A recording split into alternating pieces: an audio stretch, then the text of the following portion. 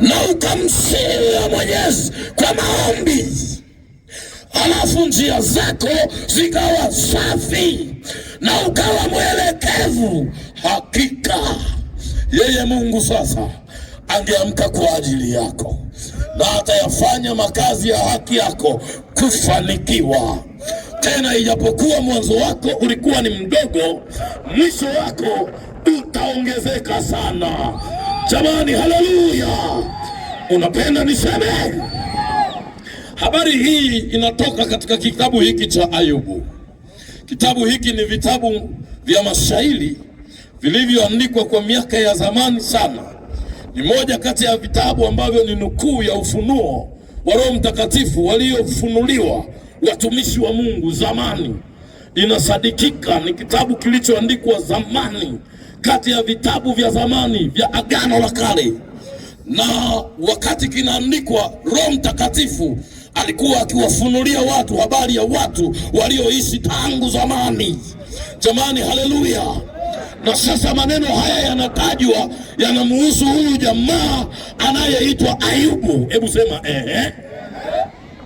Huyu Ayubu huyu alikuwa ni mtu wa ajabu ambaye Mungu alijisifia yeye. Biblia inasema katika ile nchi ya Usi, Ayubu alikuwa na watoto wake 10, lakini alikuwa ni tajiri sana. Alikuwa na mali nyingi, mifugo mingi na kila kitu ambacho kinamfaa tajiri. Lakini zaidi ya hayo, Shetani akapanda kutoka duniani akaenda angani. Alipopaa huko akakutana na Mungu. Mungu akamuuliza, umetoka wapi Shetani? Shetani akasema, nilikuwa huko duniani ninazunguka huko na huko katika hiyo dunia. Alafu Mungu akamuuliza, umemuona mtumishi wangu Ayubu? Jamani, haleluya!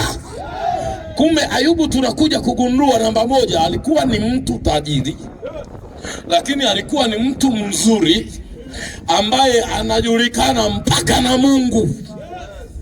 Jamani, haleluya! Alafu Mungu anaanza kumproud Ayubu. Anasema hivi, kwa sababu hakuna mtu mwema na bora kama Ayubu, mtu mcha Mungu na mtaua, aliyemcha Mungu na kuepukana na uovu. Kumbe siri ya utajiri wa Ayubu, siri ya baraka za Ayubu, Ayubu alikuwa ni mcha Mungu. Jamani, haleluya! Unapenda niseme? Ukitaka ufanikiwe kwa jambo lolote, dawa iliyobaki ni moja tu: mtake Bwana na nguvu zake.